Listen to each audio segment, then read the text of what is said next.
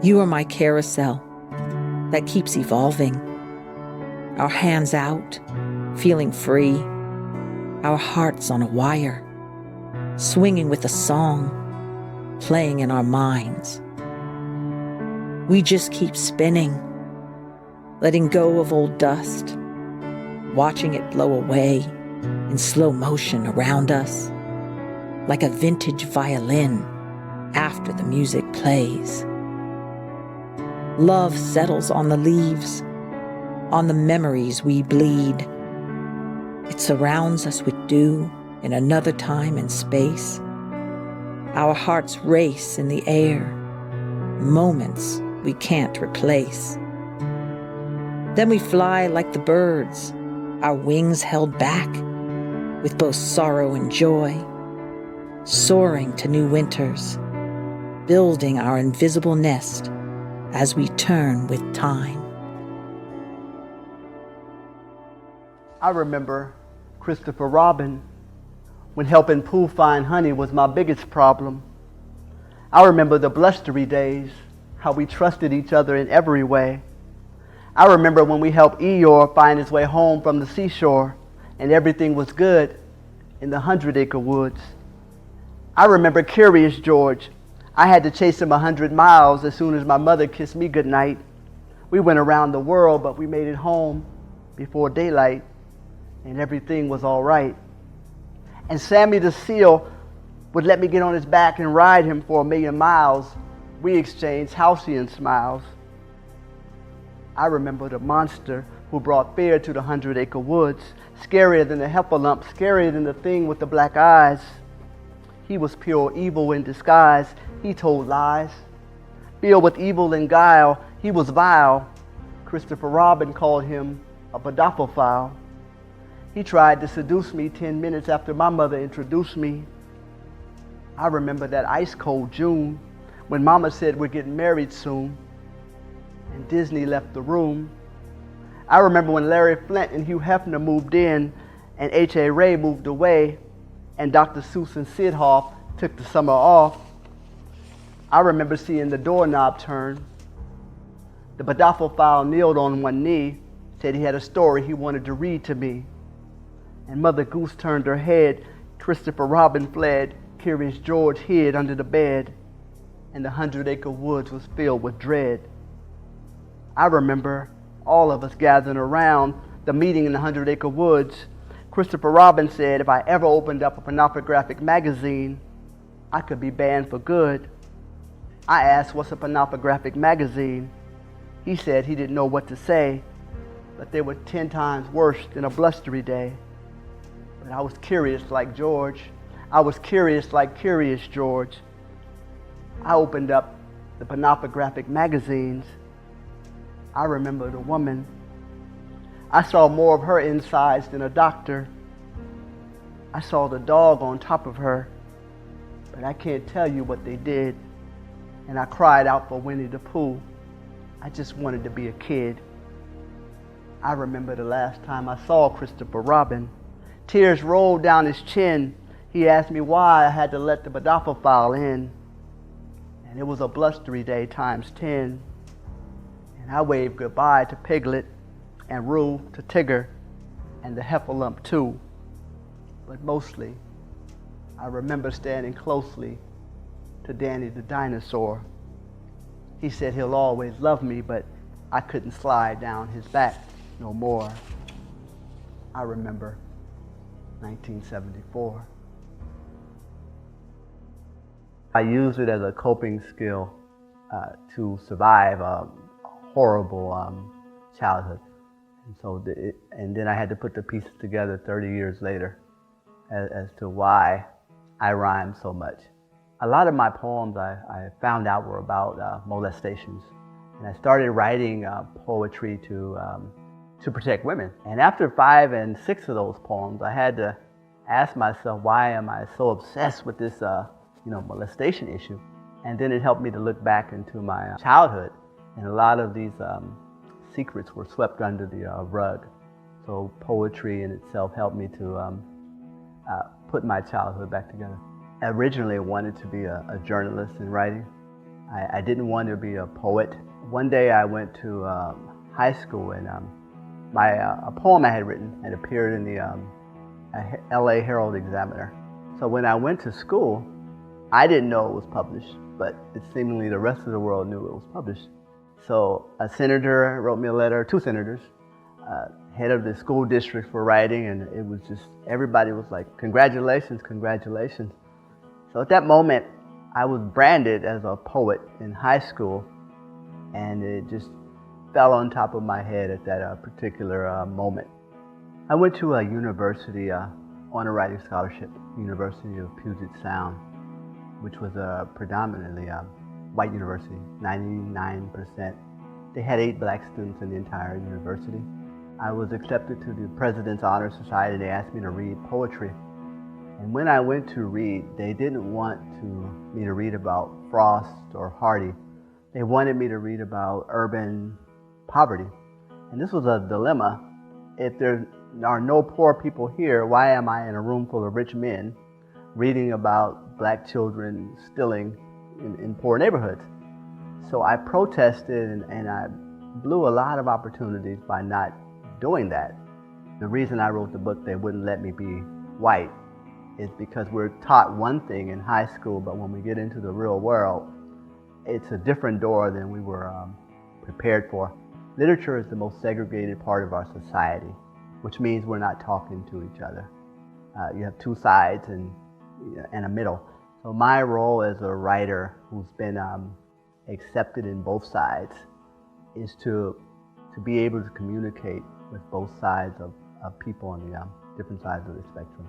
I took the poetry and I mixed it together, and I created an entirely different style of poetry, written with the technical elements of Frost, but with the urban side and the blues messages. So that is why I call my poetry prosody, which is a combination of poetry and prose. It has the elements of both. So this was me being defiant to a society that said I had to get rid of Robert Frost. And if you listen to my poetry, you will hear these elements of poetry within. Sometimes I wish I were a bird, so I could swoop down to you. Maybe sit on your windowsill, just sit and sing a song or two, hoping you will know it is me in the way I sing that tune. The notes from a long time ago, when we sat under that moon. You would look over at me and think of all those times. Hear my voice inside the wind. Think of all those rhymes. One day when you are older and it seems you're all alone, I will swoop inside your window, bring love to your empty home. No, as I said, I have Gina and Nemo here with me in the studio. Poetry was like comfort to me. You put something positive out there in the world and it just makes things better. So if everyone thought that way, just imagine how much better things would be. Like if everyone did something during the day for everyone else. Okay, so I started doing the poems actually just to basically put something positive out. And that was my gift. A lot of people read these poems and they tell me, I'm trying to get out of this dysfunction and come back to being myself. And that was what really breaking down meant. I'm trying to break down and get back to the core of who I am. I never liked butterflies. They get to fly wherever they want. Free to be beautiful. No need to prove they are smart. They flutter their stained glass wings like a carnival in midair. Then they land without weight while they escape with all their color. Poetry is about finding your own truth. It's important when you write that you draw from your own life experiences and your own inspiration. I always come up with ideas when I meet people, when I'm in different places, when I'm traveling. Sometimes I can just be sitting somewhere and I just see something and I go, wow, I gotta write something about that. It's really important to find your own truth, and it's really important to start. And a lot of people just don't do that. I think a lot of people think they're not good enough. They compare themselves to people who aren't even around anymore. I think the world's changed a lot, and I think a lot of people have something to say about it. When a parent dies, it's like if you had rose-colored glasses on, they just disappear. You kind of see the world for what it is because someone's there and then they're gone. I was 8 when my mother died. I had to put on a brave face. I had to get through the pain, the sadness, the loneliness. The way I dealt with it was really through writing. I started writing poetry, I started writing music. It helped me cope with what I was dealing with. A lot of people don't realize that when a child loses a parent, they lose their childhood because they realize that life is never going to be the same. I know that a lot of kids who lose their parents when they're young, they decide to do it in a different way. And they go through a lot of struggles. And they've gotten into alcohol and drugs and all those things. I feel that if kids or people who experience this sort of thing knew that they could write about it, I think that they would get through a lot of the difficulties in life going on or moving on without a parent. My writing was really what took me through that. Poetry has been sort of therapy for me. Write about it. Things will just get better.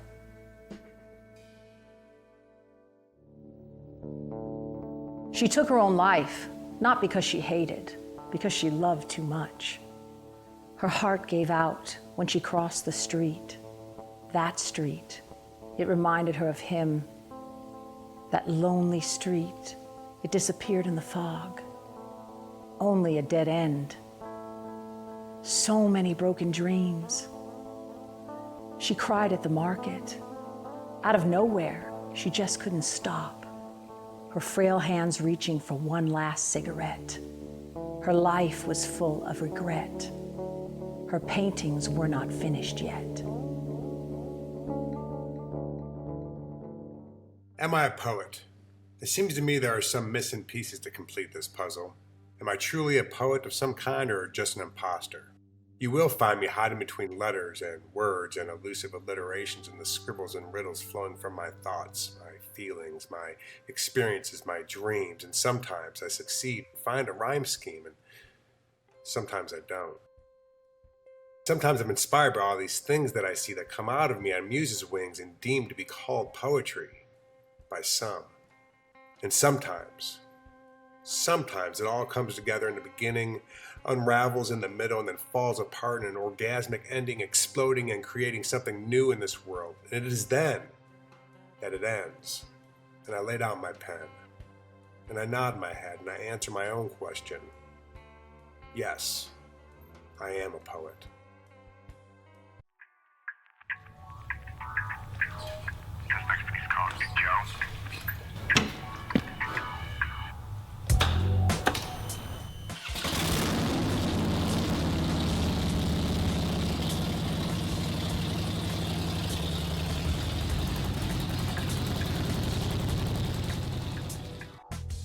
These are the ones that I have in mind when I have my stage to speak with my spirit ablaze with life, because we are cut from the same mad cloth and the same mad pattern and brought to this world for the same mad purpose, to bring truth to the forefront, to knock down society's walls and to free the flow of divinity from the hands of old, dying mediocrity. I actually found poetry through Mad Swirl. Before that, I'd written, as a teenager, writing poetry to girls, and through letter writing when I was in the service, did a lot of letter writing, and I found that I had a voice that I never necessarily thought of as being a poet's voice or even a writer's voice. I was always more of a visual artist. I painted and I drew, and I kind of thought that's what my talents were. Yeah. We started in 1999 just because we wanted to have something different, something that we hadn't seen before, and we had a voice and we had friends who had voices that we thought needed to be shared, and we created a platform that we wished was out there, and it was a print zine to begin with. We did a couple issues of that and distributed it to all of our close friends, and eventually it just kind of grew into the website. The website started gaining momentum, and then from there started doing the open mic about 10 years ago, and here we are now. I feel that the staff that we have, great poetry editor MH Clay, who is helping drive the poetry that's coming through us. The quality of poetry is just rising all the time. The poetry that I see performed on the stage that bar is just getting higher and higher, and that's where I want to see poetry. I want to see people keep pushing the bounds of poetry, the bounds of spoken word, of such an open outlet to so many people and so much to be said, and poets, you know, voices are speaking the truth, getting that out there in a way that's accessible to everybody. I have a lot of exposés in my poetry. I don't really hide. I kind of put it out there, you know, and sometimes it's sad, and sometimes it's patriotic, and sometimes it's angry. I mean, it just comes out. It's whatever mood I was in when I wrote it. I can't help but put myself into my poetry. It's who I am. It's a snapshot of what's in here. With Mad Swirl alone, I've seen numerous emails coming in from people introducing themselves as, I've never sent in poetry before, this is my first time submitting poetry. And then you read their poetry and you're like, you know, you're a great poet, and then we accept one of their poems, put it in our forum, they get energized, they submit another poem, really excited, really into it. You know, they get another one accepted. Next thing you know, a couple years down the road, these people are writing volumes, very prolific poets coming out of somebody who's never submitted poetry before. So you just gotta take the step. No one's gonna come knocking on your door asking if they can have any of your poetry. You gotta get it out there, you gotta get exposure, you gotta get people to read it.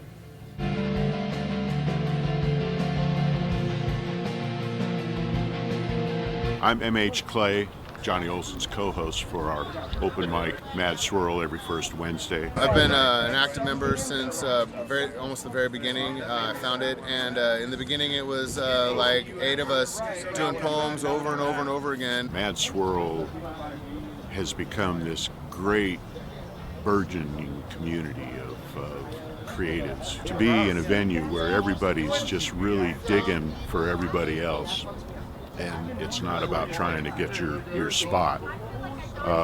It's really cool, and the collaborative things that happen are really amazing. Lots of free riffing poetry, lots of improvisational music. The local thing has promulgated to the international level, where you guys are putting in Pakistani poets and Israeli poets and Nepalese poets. It's one of the most open, receiving venues that I know of. Welcome to Mad Swirl. It's a pleasure to have you join us.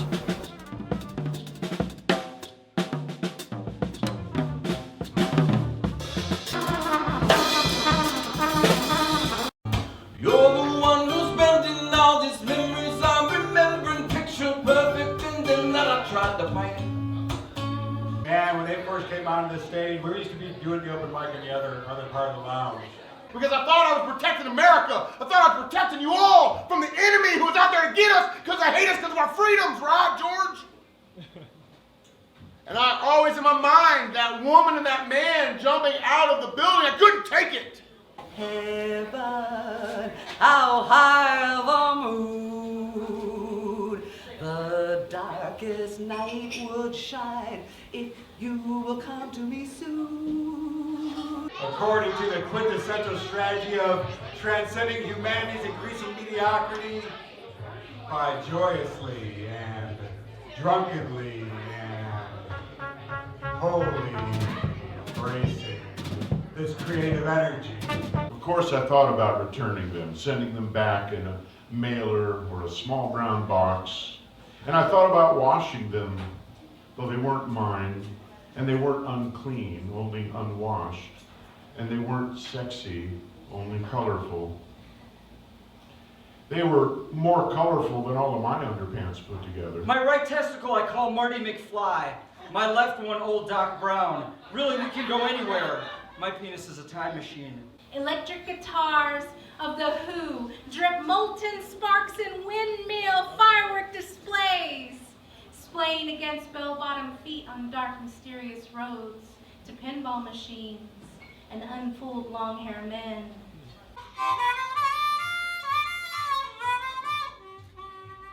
I love Mad Swirl. I really do. It saves my life. I love it.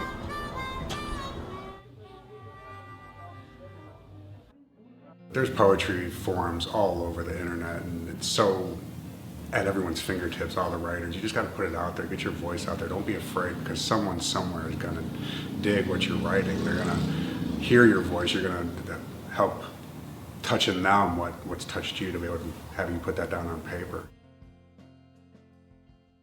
I have two fathers, a map of rivers, a red room, a brave dog, hands that fail me, a small knife, a small mouth, a small mother, a broken clay pot filled with small dead rabbits like apples, the felt full of ghosts, my throat full of bees. I'm Mishka Hussain and I'm 23. I started writing poetry when I was about 11.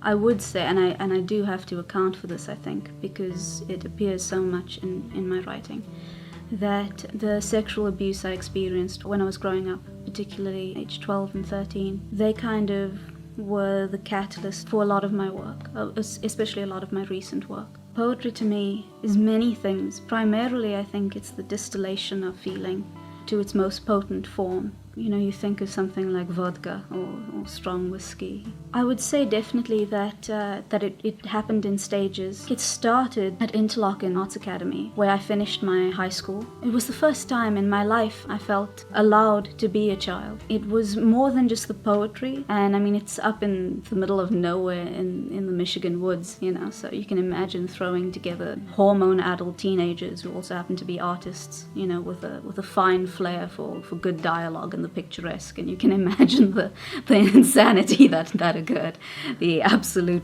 you know, chaos. But it was magnificent, and there was a kind of expansion of the spirit, and a kind of allowing oneself to go feral and be young and potently, terrifyingly, exhilaratingly alive, being surrounded by beauty, you know, incredible beauty that was also produced by, you know, your best friend, by the person you were going out with, by you, you know. So over the years, and especially in the past few years, my poetry style has shifted dramatically.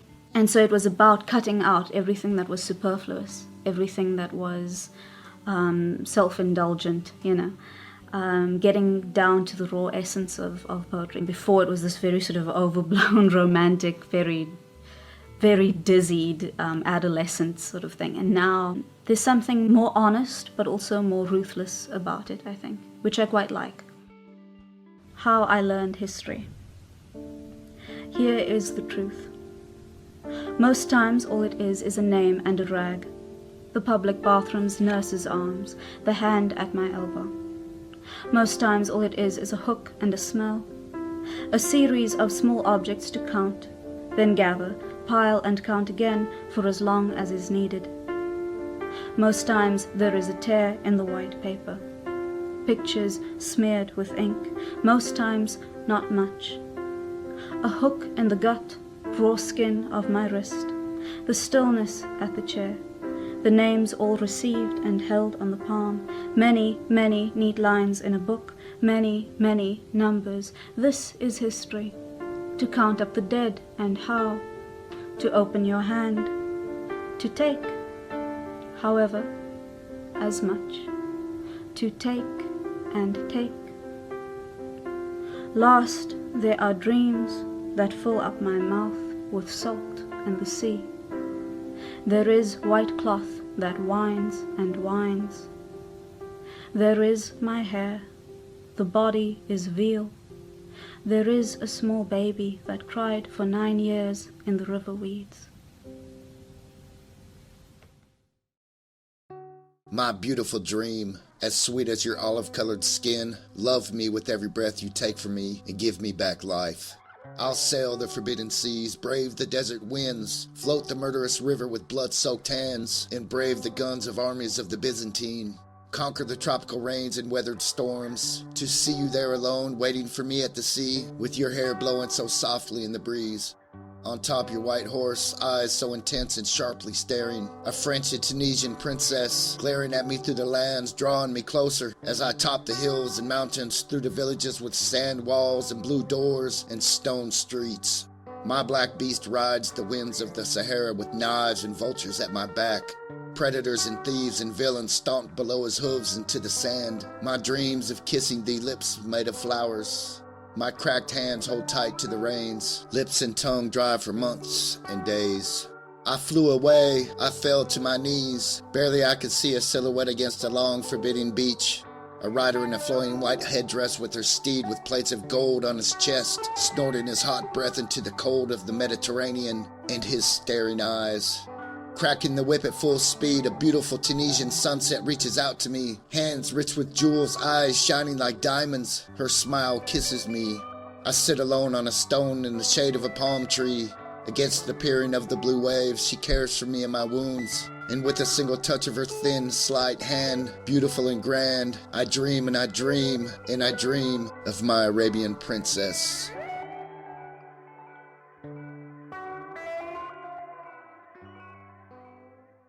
I started out playing bass guitar when I was about 16. I have to walk about 4 or 5 miles just carrying my bass and my amp just to practice with the drummer once a month. I hooked up with friends of mine that I knew for a long time on the Charlotte metal scene, a band called Black Ritual. I had to be part of that. Thrash metal, real heavy, hardcore kind of stuff. Playing small clubs and through the years built ourselves up to where we were one of the biggest metal bands in the Carolinas, North and South Carolina, especially in Charlotte. Played at a place called Amos's South End.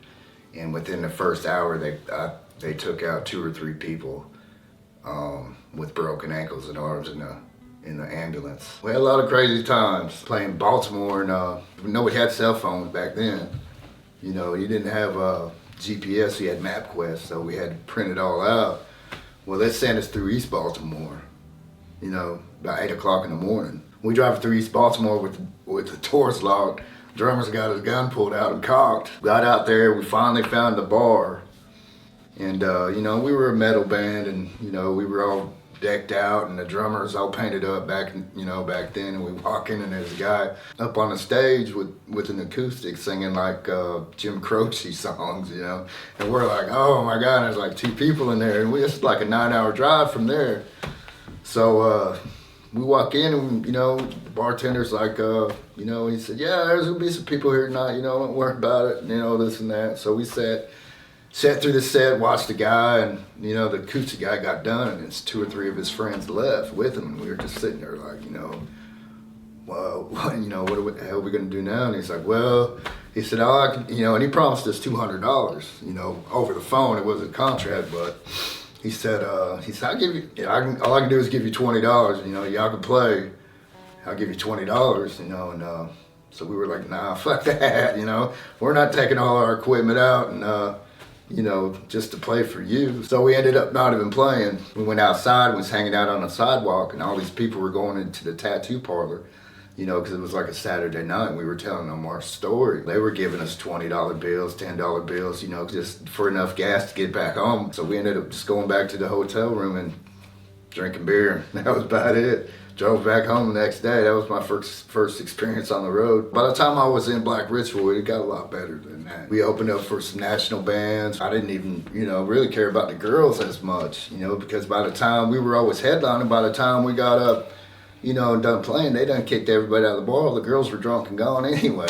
Sex and drugs and partying at the band room, and, you know, and it's actually a lot of work and takes you away from your family. Those times I've been spending time with my kids. They missed out on me a lot, you know, during that time, and the wild times partying out, you know, gone for the weekend. And I had a pretty good reputation as being pretty wild. With drinking, it was to the point to where people really didn't know me as who I was as a person. You know, every time they see me, they had this story. Well, I remember when you jumped off the stage, you know, 3 years ago, you jumped off the stage and knocked your amp off, or you were drunk at this show, or, you know, you were being crazy at that show. And I started writing poetry, trying to keep girls, to make them want to stay and be like, man, this guy's for real. And of course it didn't work, because they were party girls. They, you know, they wanted to be where the next band was, or the next guy was, and this and that. The band broke up, and after about 7 years, it hit me really hard. You don't have the people.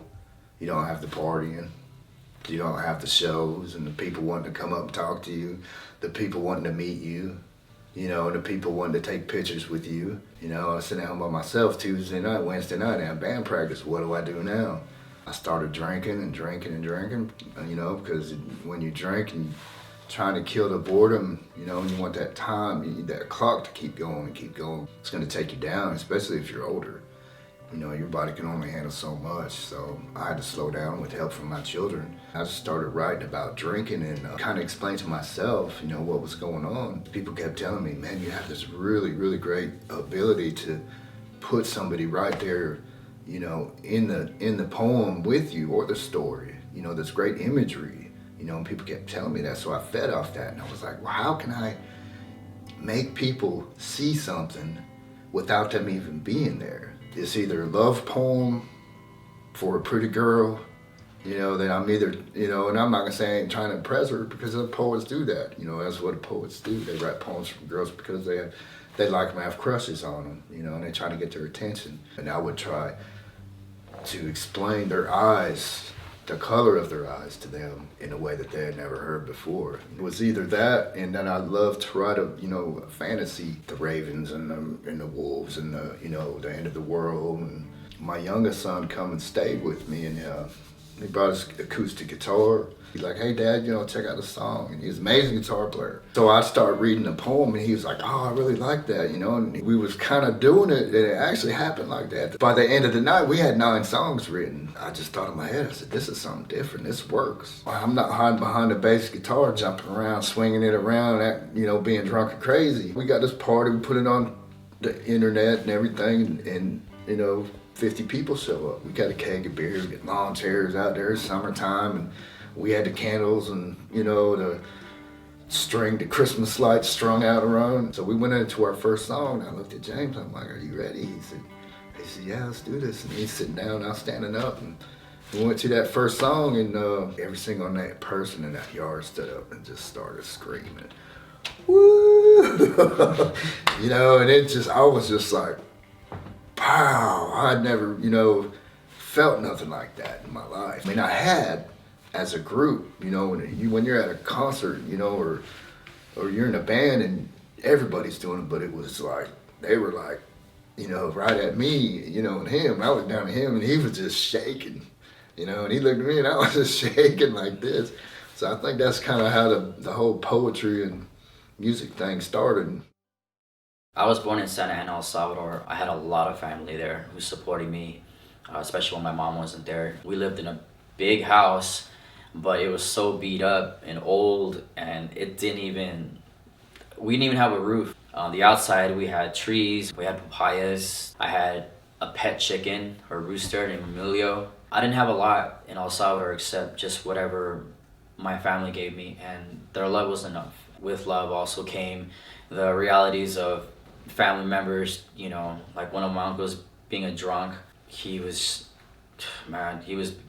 get beat by my uncle, and my uncle was obviously his dad, but he looked like he was 26 years old. It's weird now imagine a 50-year-old dad beating a 27-year-old, a 26-year-old with the belt. I mean, that's just how we were. We're a family. Like, no matter how drunk he would get, no matter how pissed off my uncle was, he still kept him in that house. I had a lot of friends. Most of my friends were just children. But I had this one cat, we call him Chacal, because Chacal was always a troublemaker. And unfortunately, you know, I wrote in one of my poems that, you know, I used to hang out with murderers. That was him, you know. He was, one day I came to his house where his mom was at, because he had just killed one of the kids. As much as I've seen so much, I can't blame the things that my friends did, because their lifestyle was just, it was, you know, they didn't have shit. You know, you can't tell anybody that doesn't have shit, you know what I mean, to make something of yourself. I mean, obviously there's no excuse in life, but come on, there's people that they don't think like us, you know, and they don't have what we have. And like I said, all I knew is I had family, and it's sad because most of my family members, like my grandma died of cancer, my aunt died of cancer, you know, my nanny died of cancer before I left. There was just so much going on with the guerrillas, you know, before I was born, and there was still stuff going around. You know, my uncle was killed, I think either when I was just a baby or before I was born. He was only 15 years old because he missed his curfew. There was just nothing. I don't really have a lot to say about El Salvador because that's all I remember is just the bad things. Like I remember my aunt getting robbed for shoes. In one of my poems I said, my aunt got robbed today. You know, well, I hope the guy likes women's shoes. You know what I mean? So, I mean, that's just what I remember about El Salvador. There's just, the birthday parties were actually the best though, because I remember all my family, all my friends were there. And the last party I had when I was five, it was like a big going away party for me, because little did I know I was gonna go back. I was gonna go to the United States. And it's sad when I think about it, because I haven't seen my family in 26 years. I once lived in a battered house, built with drunk stones and murky bed sheets, where lightning was the least of my worries, and the arachnid belt stings were but mellow raindrops showering my every fill of discoloration. I used to play with toy guns with real murderers, until the incarceration began and left me alone with only my German Shepherd and my Gallo Emilio to attend to. My first kiss was from a girl with teardrops for lips. Her fragrance was of salt and innocence. It was knitted on her Sunday dress that she wore 4 times a week. I remember seeing clowns but never laughing, watching death, yet never cried. For death wasn't introduced to me just yet, but just another fly in a spider's web that never seemed to move. I remember demons dancing in my crib, shaped like teddy bears without ears, covered in roly-poly skin. In the morning, I would wake up to the smell of gunpowder shit stains scattered in the mist of slum gardens and heavy breathing of one's last crooked smile, buried above the tombstone of their final disappearing act.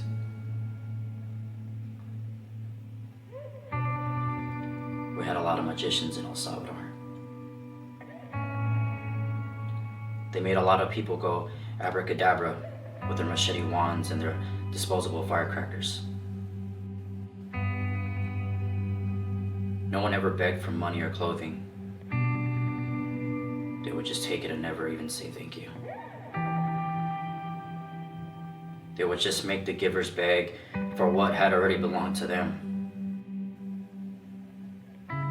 Some would cry and yell for help. My aunt was one of them. Most of my people had no manners. Sort of like my neighbors who used to throw their animal skulls over our backyard. Damn litter bugs. They were funny people though. They celebrated Halloween every day. I guess it was like their favorite holiday or something. I used to live with my mother, my nanny, my aunt, and 3 uncles. Though my mom did never come back after I woke up from my nap. I missed her deeply. It's okay though. She came back 5 years later. People asked me who my father was. I simply said, "What's that?"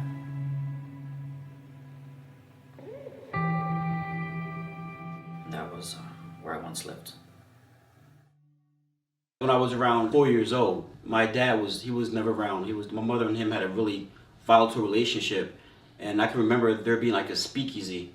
So I would go looking for my dad in the speakeasy, and I remember stepping over hookers and pimps and alcohol and crying out for my dad. He'd be right there, just slumped on the ground. I remember just the pain of having a dad that was so embarrassing. He'd pee on himself, my friends would laugh at me, and I remember being teased about having a dad who was an alcoholic. He was also very abusive to my mother at that time as well. He would come to the house drunk, he would hit her. She'd ask for money for support, he'd hit her, and it came to a fever pitch when she got so upset. She actually tried to murder him, tried to shoot a gun at him through the window of the car with my brother inside. And thank God she missed him. But that's when it really got bad. That's when she really decided to leave. And my mother, we packed up our stuff, we moved to Bethlehem, PA. The saving grace for my mother was that she always nurtured the arts. I can remember her reading Dr. Seuss to me when I was little, and I was always infatuated with the rhyming scheme and character development and movies and things like that. So my mother was the one that really nurtured the artistic vein, if you want to say, in me, and I love her for that. When I was 9 years old, my babysitter molested me, and a lot of people joke around. They say, well, at least it was a woman, it wasn't a guy, but it was very damaging for me because when I was 9 years old, I was ushered into the world of pornography. And that actually set the stage for my later years when I would really delve deeply into pornography to the point where I would sit in the house hours and hours at a time like a recluse. And I would go outside and I would see women, decent women, and I wouldn't know how to react to them. I was withdrawn and I was like kind of strange because I was used to dealing with women that I seen in the movies. I wanted to replicate that lifestyle that I saw in the pornography. And it got really, really bad to the point where I was dating women that weren't my caliber of women to date. They were just, I wanted one thing from them. And it was all about what they can do for me because I saw the movies that portrayed that. So, and as time went on, I got into marijuana with the sex. Everything led back to sex. Because like I said, addiction runs in my family very deep. So is depression. And with that, not having a dad around and trying to self-medicate with pornography and marijuana, I just fell into this abysmal world of pain and addiction.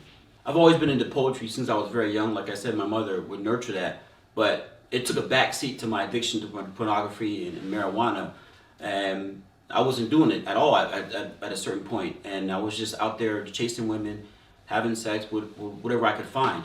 The turning point was when I had a friend who I was actually friends with, and he actually contracted AIDS and he died. He wasn't gay. He was sleeping with women. The same thing I was doing, he was doing, but for some reason, God spared me and not him. And that really changed me. I mean, I was a little bit into poetry, but I went full-fledged into it. And I said, there has to be a better way. I don't want to die that way. Years later, with the birth of my son, I wanted to be around to share these things with him. I didn't want to be the dad that died of AIDS. That brought an awareness to me, and it actually scared me straight. Changing my pain and making it into power with the poetry. And at the same time, it also helps me. It heals me, but also helps other people, and that's the gift of it, and that's what I'm very thankful for. One of my biggest, if not the biggest, influences on my life was the late, great Michael Jackson. I actually saw him in concert, the Victory Tour, and I was like in the third row, and I remember he was doing Billie Jean, and he was done with his set, and he yelled out in the audience, "Woo!" and he looked dead at me. Now maybe he wasn't looking at me, but when you're young and that impressionable, in my mind he was looking at me. I know it sounds crazy, but I felt like he spoke to me. He showed me how to be like an artist, with his philanthropy work, his work ethic, and that really taught me a lot. I just didn't understand how someone that beautiful could be so tormented. He was the main one, I think, that kept me on track, despite everything else. My poetry tends to lean more towards spirituality and love, because that's the part of me that wants to heal and help others heal. My music and poetry are very close, like twins. And I think that's what makes my work different than a lot of other traditional artists. Not to put anybody down, but I tend to want to make them interconnected, where it can be either a song or a poem. I have one song where I'm talking about heroin addiction from the perspective of the heroin needle. It's called Hold Me in Your Arms. And in the song, I'm actually playing the heroin needle from the male and female perspective. And it's kind of freaky because in the song, you don't know that I'm actually the woman rapping. But I wanted to hammer in that point of deception that the drug does, because I have experience with that marijuana and how drugs can talk to you and things like that. I want to, lift people's vibrations and lift people's, spirits and, and make them think. When I was younger and I was going through those traumatic events with my dad and my mother, I would always escape into this world of books. For me, poetry is everything. It's love, it's light, it could be conflict, it could be your mother, your father, your God, your spirit, whatever it is, but for me, it's like an escape. It's an escape from wherever I'm at in my head or wherever I don't want to be. I can just become another character and at the same time relay that information to the world and to people, and hopefully they can, take a glimpse into their own soul and, and do some inventory. In the meadows, the fields have grown real thick. Bullet strays make shallow graves get filled quick. Evil ways make hearts black and real sick. No fist fights. Just bats, thugs, and steel picks. We slaves to psychics and horoscopes. Depraved, that's why the pain's so hard to cloak. Can't wash away your shame with no bar soap. Bikes can't speak, but the world turns like a bike spoke. We drink so much brew, our livers get bruised. Shooting up our veins and shooting up the schools. There's cause for alarm in the city that don't snooze, where virgins get worn out more than Forrest's running shoes. Run, Forrest? The truth shines like sun, so it's hard to look. Ain't got a book in your face, but stay on Facebook. This goes out to those with bankrolls. You think 8 O's can save your soul? I don't think so. I bought a computer from my brother for like $200. And I started on the GarageBand, and I started messing around with the different song kits and guitar and stuff like that on there, and I started putting songs together. I said, well, damn, I can do this by myself. You know, I don't need a band to do it. I don't have to worry about nobody else. I just got me, myself, and that's it. You know, I don't have to worry about me quitting, me not showing up, me being too drunk, or me being not drunk enough, you know, not being creative enough. It's all on me. It's nobody else. So if I win, I win. If I lose, I lose. When I lost the computer I had, I lost my ability to make that music, you know, for a long time. But I had about 7, 8 songs, and I tried to push them on the social internet as much as I could. I did it for about a year. I was really getting into it, you know, and I thought I was getting really good at it, composing and arranging, and also, you know, putting the spoken word in the words to it, and, you know, making actual songs. So I lost that, and I think after about a year and a half, me and a buddy, and I think my brother, saved up about 900 pounds of scrap, brass, copper. I think I got about $550 was my share. Down at the store, got me a $500 laptop. From that point on, I'm up to, I mean, probably 30, 40 songs now, and that was a couple years ago. You know, I don't have a lot of money, never did. I can't go out and build a studio in my apartment. You know, I got a $40 microphone in my dining room and a broken laptop with a broken screen, but I have a monitor, you know, and I just kind of do it like that. And I just keep working every day, harder and harder. I'd be in school, and I had a teacher who was pretty mean. She was pretty rough on me. I was the poor kid in the class, and in that part of town that we lived in, you know, all the kids, you know, were well off, or not rich, but, you know, had what they needed. So I think she picked on me a lot. All the other kids in the class wrote, you know, half a page, just a simple story. And here I come in with 3 pages, wrote this whole story about this ghost that lived out in the woods, and, you know, this and that. I can't remember it all, but it was something like that. It was 3 pages worth, you know, and I was proud of it, you know, and I was like, wow, she's really gonna be impressed, you know, and because here, I went way above what all the other kids were doing, you know, with this story, and I take it up to her, and she just starts yelling at me. She's like, you're so stupid. She said, you can't even read what you're writing.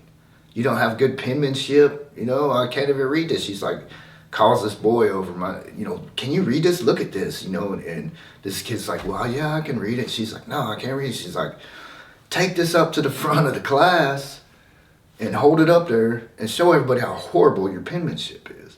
And this whole time, you know, tears are welling up because I'm just a kid, you know, and I'm like so, you know, angry because I was like, man, you didn't even read the story, you know, I mean, you just looked at the words.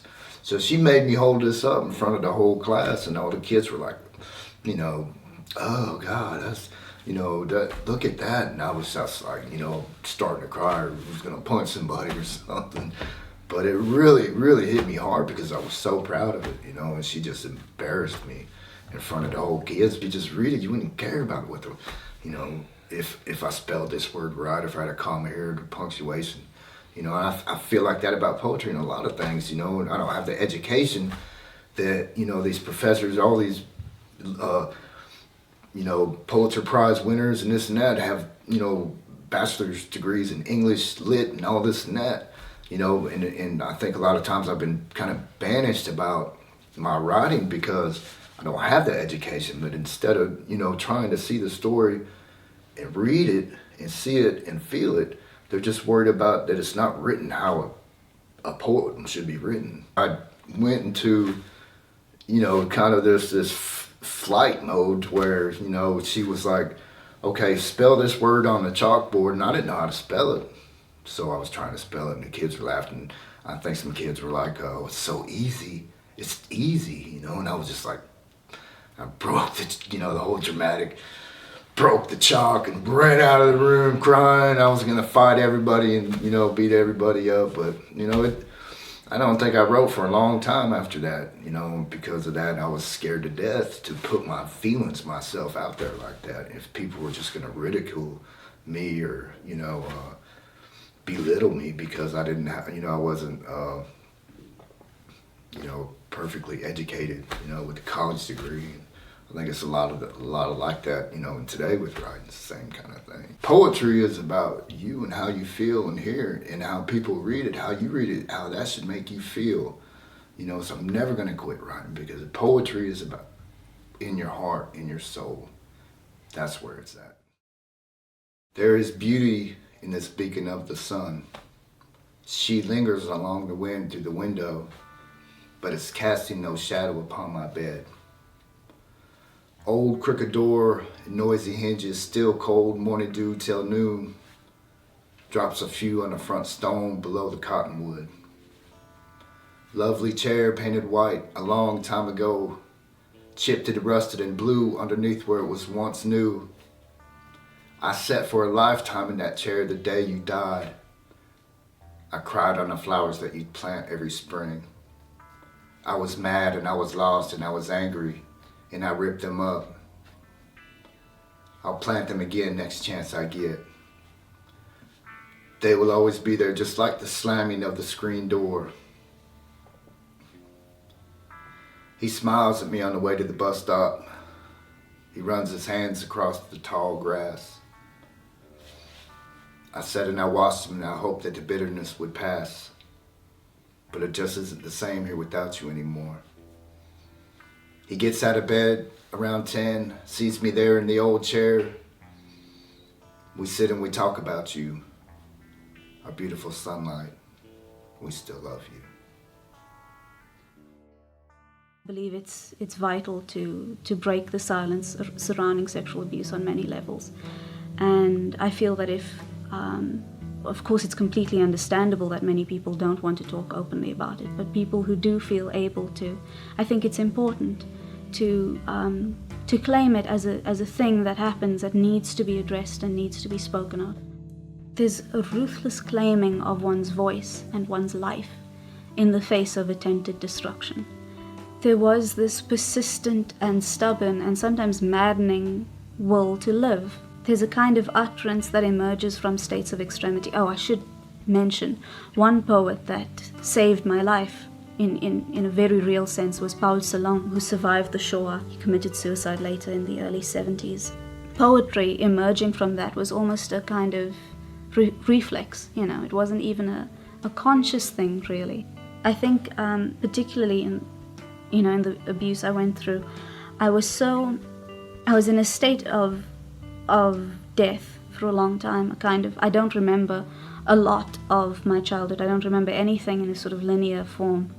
I remember emerging from that time. That was the first time when I really took poetry seriously, the reading and eventually the writing of it very seriously, as a matter of life and death, which it was in many ways. My boy of the red feathers, my boy on your dark warpath, through the woods and dusk, skin of stray cats, footfalls of the hunting dog, brave boy, the best beloved, holding your knife, holding the sky, drop down where you shot it, with your arrows of bamboo, with your laugh, my flute of bone. I went into a severe depression because the only choice I had was to be angry. There was a market for angry poems written by black artists. I found 100 envelopes with 100 stamps, and any celebrity I could find, I would mail these poems on giant posters to these celebrities. So I said, somebody is going to read my poetry. And out of 100, 3 or 4 wrote back. But the one that I remember the most was Gwendolyn Brooks, the winner of the Pulitzer Prize. She wrote a letter. And at that time, she criticized my work. So I was kind of arrogant. She took her red pen, and I thought this was a perfect poem. And she said, well, the rhyme is off. And I was thinking, the nerve of this woman. Who is this woman telling me my rhymes are off? And she wrote a second letter.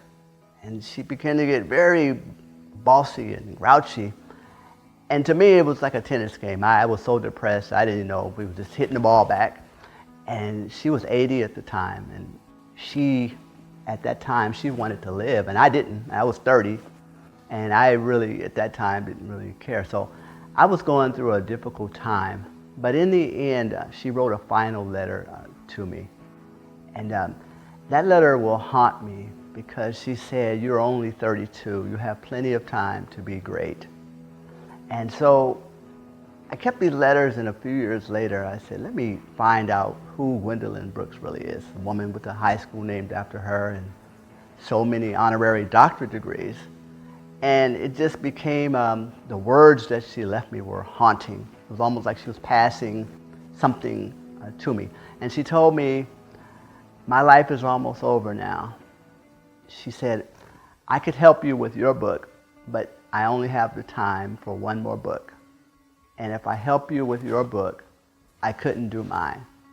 She says, "You already know you're going to be a great writer." And she said, "And when you're 83, you'll understand." And then she passed away a few years later. And at that time, I was still coming out of a depression. And I realized, wow, was I just visited by a woman with this background? So that will inspire me forever. The colors of the coffins. Miss Althea Johnson, I'm Officer Howard of the police station. Your son, ma'am, Rudy Johnson, was killed 30 minutes ago. Children taking their last breath at 9. I wish some of these deaths had a pause or a rewind. I wish the hearse could drive in reverse. I wish the youth could escape this curse. Why does good always have to turn to worse? Why do the guns burst? I wish these mothers could take these flowers back to the florist. Heavenly Father, this drug life ain't for us. Rudy needed $200 to help his mama keep lights. Ray Ray said he knew a way that he could make $1,000 in one night. Took Rudy 3 hours to sell the weed, had $1,000 in each shoe. But Ray Ray forgot to tell him about Day Day. His mama needed lights too. Ray Ray refused to give him the money, so Day Day killed him in the park. And now both of their mothers are living in the dark. I think about it, and I think about it often. But mostly, I think about the colors of the coffins. Red, green, yellow, and blue. Dead teens of every hue. And if you're not careful, there's a black one waiting for you. Blood is a-pouring in these streets, Lord. Children is dying like lambs in the slaughter. Lord, give us the strength today. Help every son, help every daughter. Sheila used to sell seashells by the seashore. Now she sells herself by the corner store. When she was 15, her mama showed her the door. They used to tell her she looked like Beyonce, but all the tears, all the years took her beauty away, and now her hair stinks and her clothes are never clean. I asked her if she was 50. She said, "No, sir, I'm only 19. I handed her $2. She said, "Sir, I could give you sex."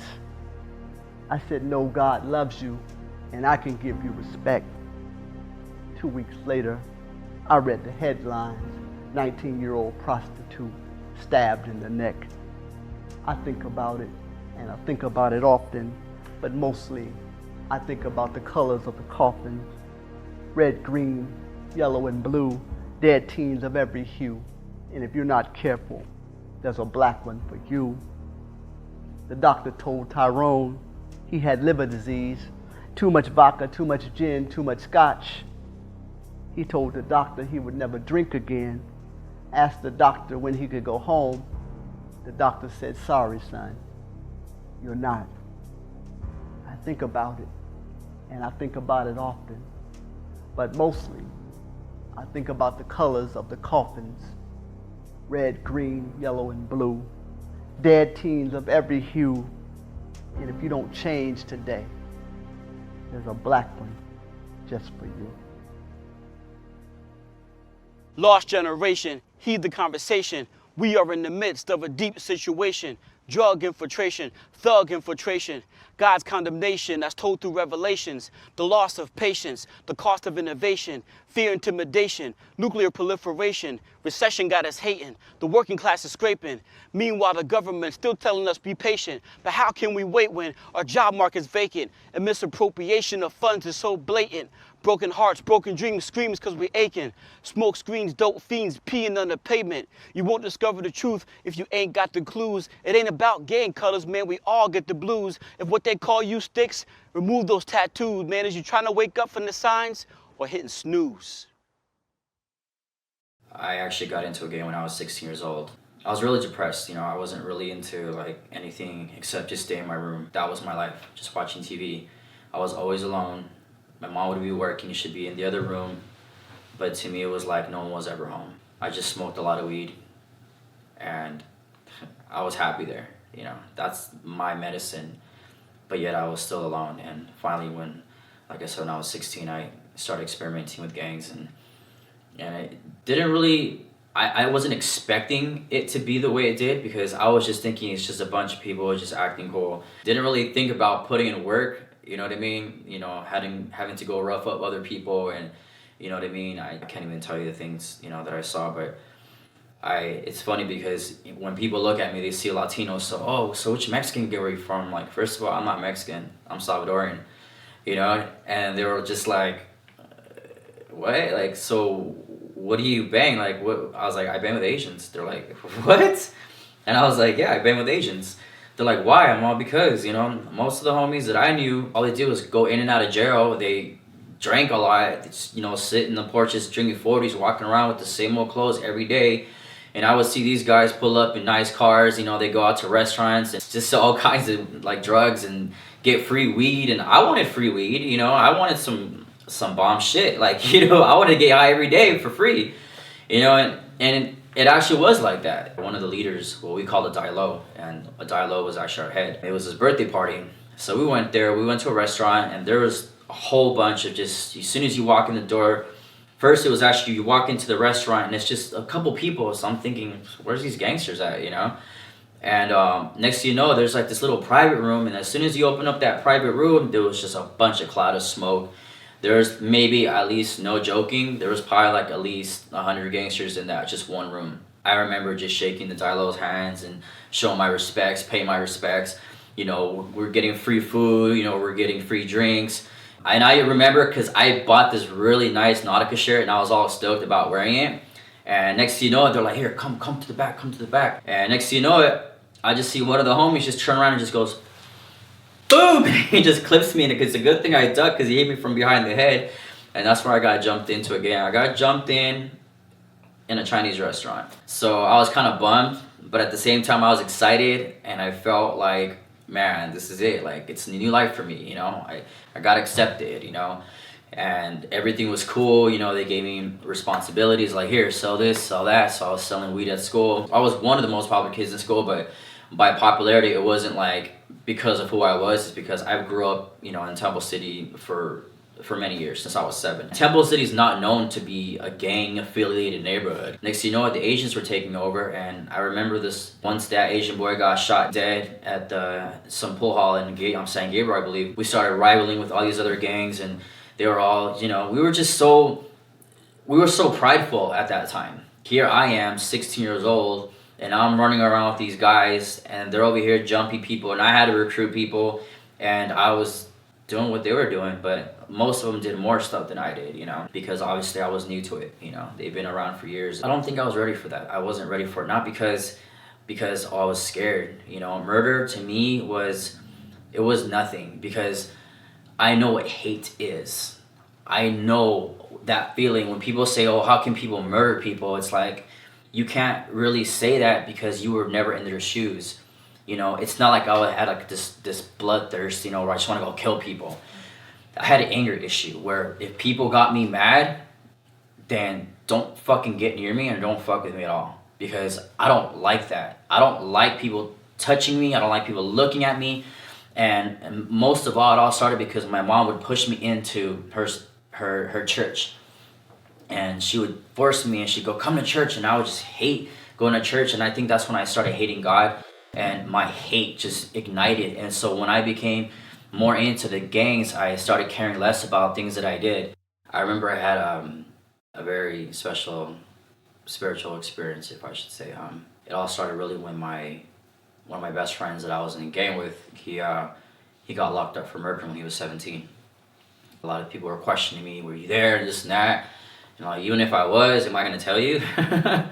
But I actually wasn't there, so I mean, thank God, you know, because I couldn't imagine myself being locked up for 35 to life like my friend, you know. During that time, you know, it was weird because before that actually happened, I actually told God, because what happened was one of my mom's best friends came to the house one day. She's like, my mom was like, hi, you know, how you doing? And she's like, oh, I'm good. She's like, oh, so what brings you to the neighborhood? And she was like, I came for Orlando. My mom looked at her, Orlando, why are you here for him? She's like, yeah, the reason why I came is because the Lord brought me here. And I looked at her like, okay, whatever. She said, yeah, the Lord knows that you've been going through some stuff, you know, some things, and you know, he just wants you to know that, you know, he's there for you and he wants to help you. And it's funny because before she even came, I even prayed. I said, God, if you're for real, if you want me to serve you, get me out of the gangs. I went to Calvary Chapel in Pasadena. Ever since that, you know, that day, I went to church and I got saved. I would still get persecuted with gangs from other sets, thinking that I was still part of the gang.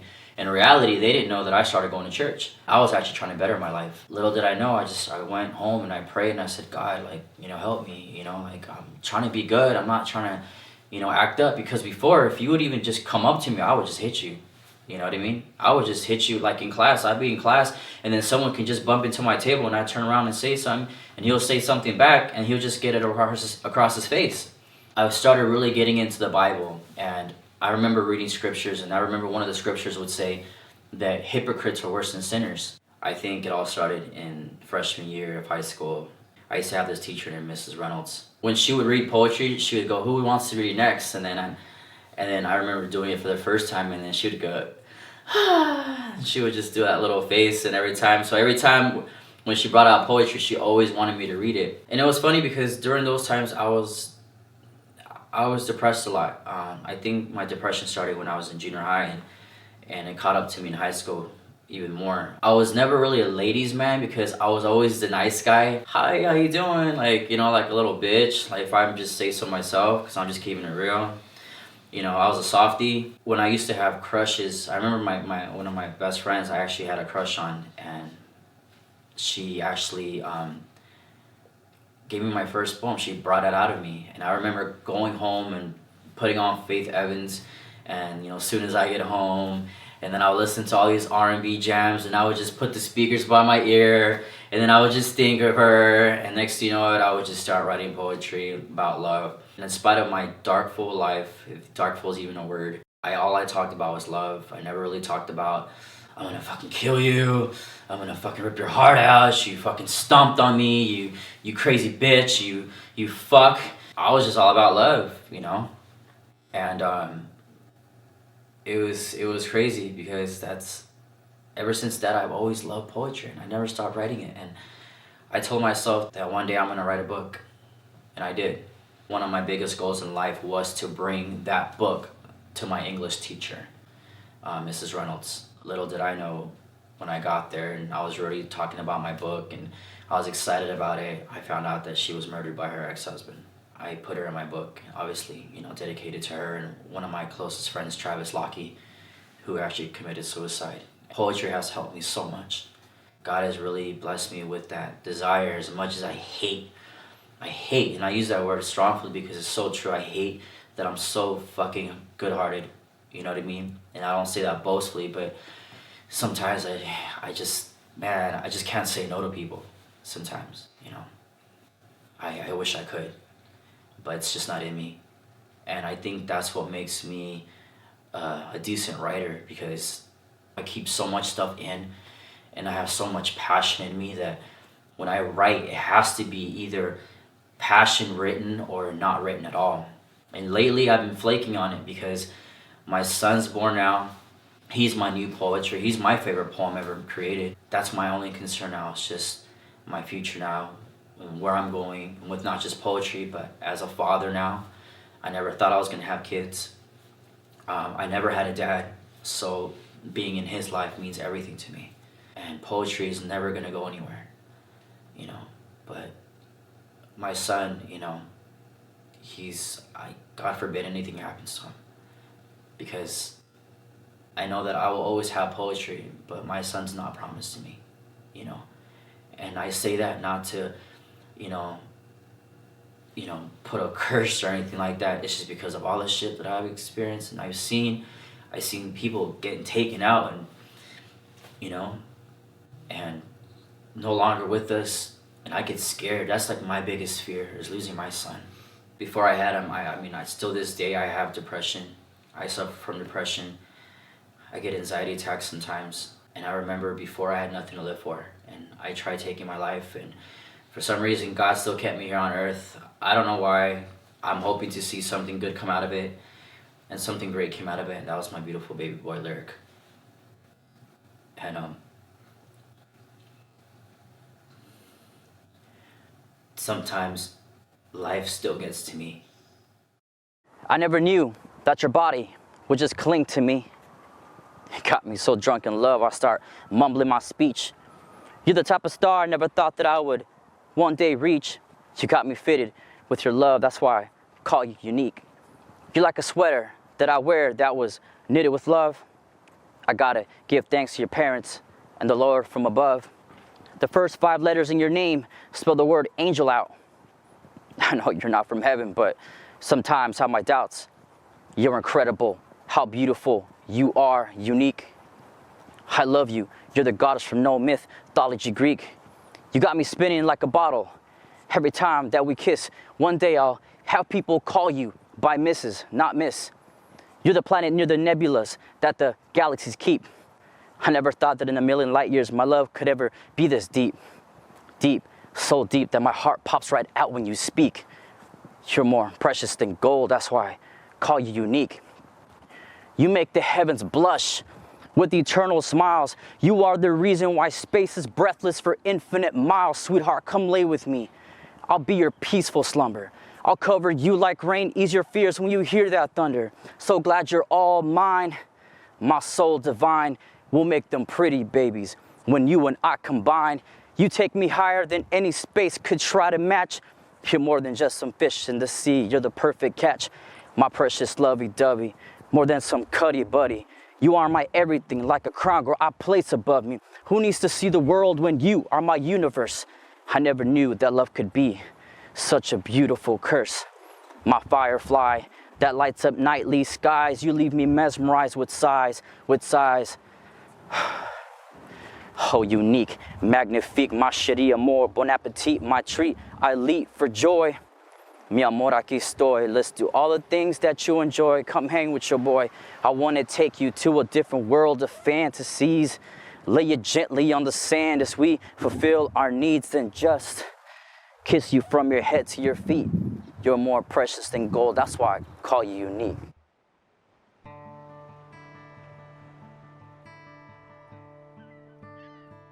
So you think I have forgotten that late night a long time ago in that scummy place? On your office couch reading scripts while you sat there licking your lips? I was only 16 years old and scared. I was lost even though I was prepared. Like a deer in the headlights, I sat so still while you pretended that I was perfect. For the movie with that Napoleon idiot, short guy with millions, a home in Malibu. What a miserable little freaky misfit. I knew that it was too late to meet you, but I went anyway, like all the girls do.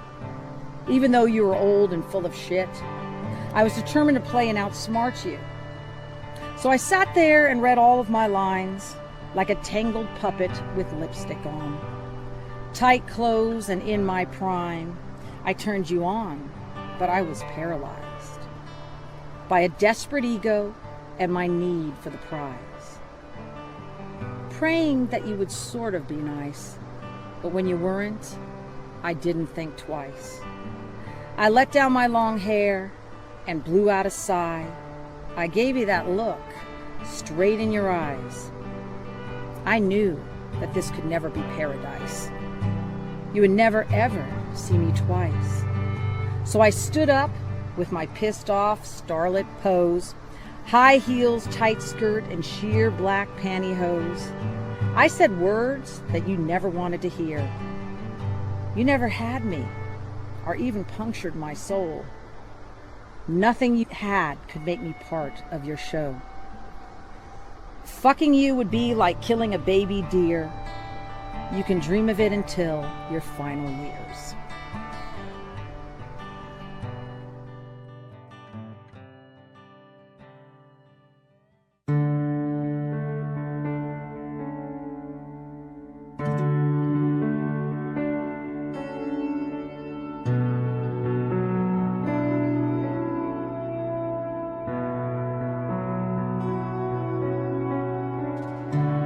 Can I lay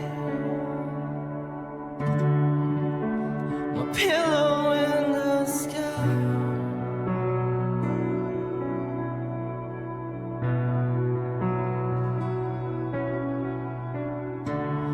This continual conversation,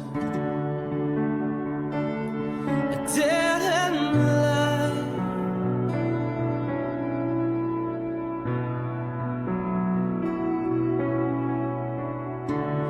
Seven times the pedestal. Who are we?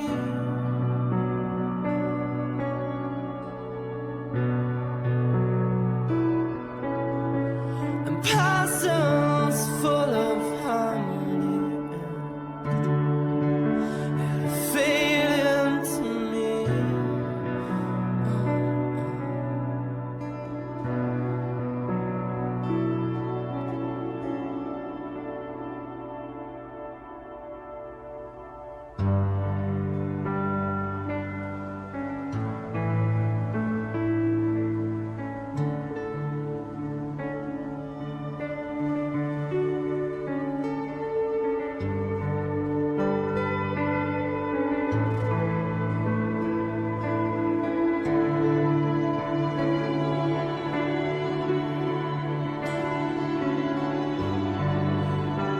Every time I wanna hold you in my arms, like eating the